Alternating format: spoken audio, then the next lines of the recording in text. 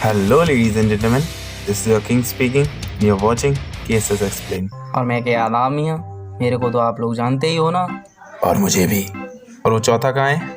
कौन? मुट्ठू। मुट्ठू मेरे को पता न को, मगर मेरे को आपसे एक बात कहने का मियाँ। एक बंदा मेरे को सुबह से परेशान करता और उसका बार बार कॉल आता मियाँ। अच्छा, ला मेरे को दे, मैं संभालता हूँ। ओ हेलो, क्यों है जंगूर की पेशाब, साले टमाटर के सड़े हुए रस? तेरे घर में बाबा ही नहीं है? साले हाथी के बीच की टांग एक फिर फेंक के मारा ना, पूरा खानदान जेल में होगा। FIR। हाँ, वो भी फेंक के मारूंगा। अब बोलती बंद हो गई ना, बोल। ओ पुत्तर। मामा जी। कोई ना पुत्तर, जंगूर दी पेशाब बोल पुत्तर। नहीं, सॉरी मामा जी। कोई ना यार, हाथी की टांग बोल पुत्तर। बेच के तू मुंह बंद रख। अरे हरामजादे, घर पे आ तू पुत्तर, घर पे आ यार। मामा जी। मैं बोलता कॉल कट गया मियाँ।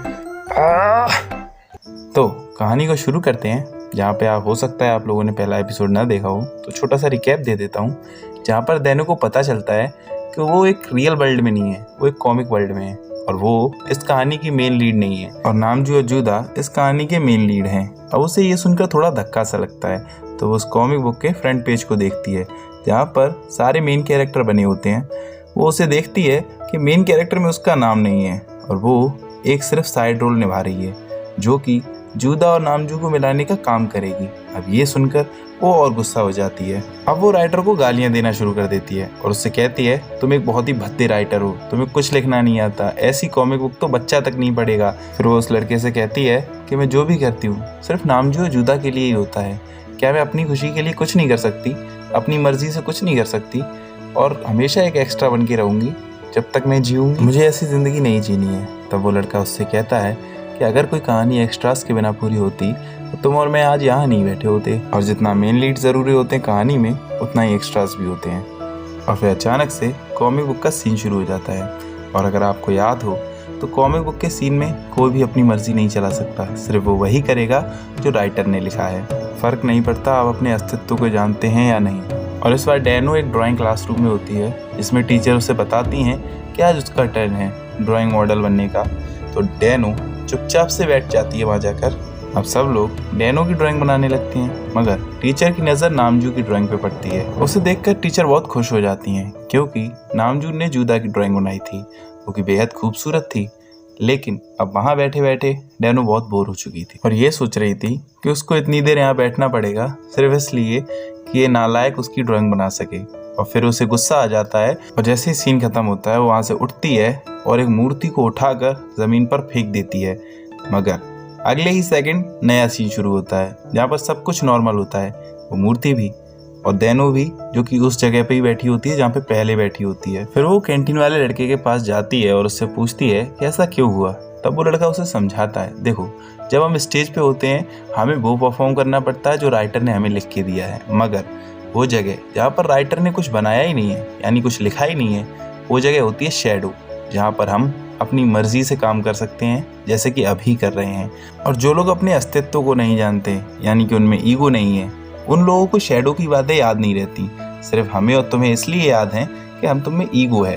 और पता है वो मूर्ति क्यों वापस आई? क्योंकि तुमने वो शैडो में तोड़ा था, और शैडो में हुआ किसी भी बात का कोई मतलब नहीं बनता, क्योंकि सीन के हिसाब से उस मूर्ति को वहीं होना था, तो वो वापस वहीं आ गई। हमारी किस्मत लेखक के हाथ में है। तब डैन उससे कहती है, नहीं तुम्हारी होगी, मेरी नहीं, मैं अपनी ज़िंदगी अपने हिसाब से जीऊँगी, ना कि लेखक के। फिर वो बहुत ट्राई करती है कि सीन में कोई भी बदलाव लाने के लिए, मगर वो नाकामयाब रहती है। वो वापस से वहीं आ जाती है जहाँ से शुरू होता है। फिर अगले सीन में हम देखते हैं कि वो एक क्लासरूम में बैठी होती है, जहाँ पर सीन शुरू हो चुका होता है, और वो सिर्फ वही लाइनें बोलती है जो राइटर ने उसको दी होती हैं।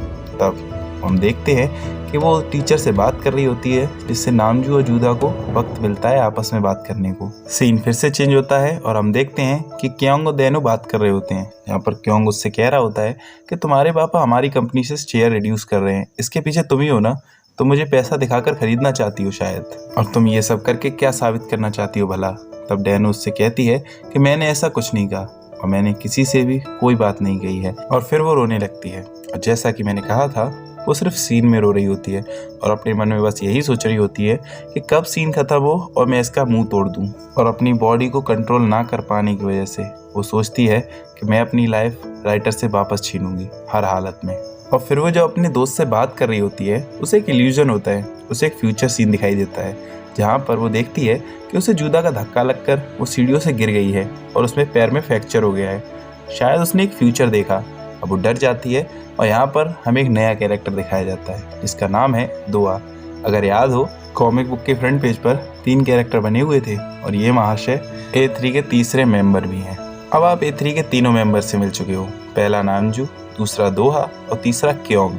ये तीनों अमीर बाप की बिगड़ी औलाद हैं।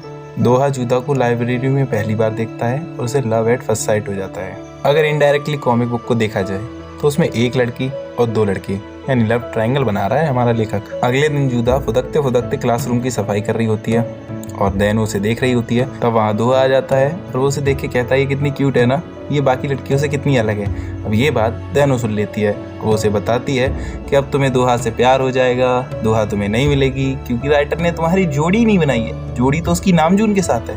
तुम्हारा हार्ट ब्रेक हो जाएगा, तुम डिप्रेशन में चले जाओगे, मगर कोई बात नहीं, हिम्मत रखना, दुख दर्द पीड़ा में कबीर सिंह ना बन जाना। अब ये कह के वो वहाँ से चली जाती है। अब वो उस फ्यूचर सीन के बारे में सोचती है जो उसने थोड़ी देर पहले देखा था। वो सोचती है कि अगर ऐसा होगा तो मुझे तो बहुत चोट लग जाएगी। और तभी वो सीन शुरू हो जाता है और हम देखते हैं कि उसको जूता का धक्का लगता है, मगर वो गिरने से पहले एक लड़के के ऊपर गिर जाती है जो कि सीन में था ही नहीं। पता नहीं कैसे, मगर जहाँ पर उसे बहुत सारी चोट लगनी थी वहाँ पे उसे सिर्फ थोड़ी सी खरोच आती है क्योंकि उस लड़के की वजह से। अब वो लड़का कौन था वो आगे पता चल जाएगा। अगले ही पल वो हॉस्पिटल में होती है मगर उसे ज़्यादा चोट नहीं आई होती है। वो सोच रही होती है कि वो लड़का कौन था, ऐसा तो सीन में था ही नहीं। फिर वो अपनी फ्रेंड से पूछती है क्या तुम्हें पता है इस बारे में। तब वो कहती है ऐसा कोई लड़का ही नहीं था वहाँ। लेकिन फिर अब वो डेनो उस लड़के को ढूंढने में लग जाती है क्योंकि अब उसे एक उम्मीद मिल गई है कि राइटर का लिखा भी पलटा जा सकता है। अब वो कैसे वो पता नहीं, मगर वो लड़का उसकी मदद करेगा इस चीज़ को करने में। और शायद उस लड़के को पता है कि सीन कैसे चेंज करना है।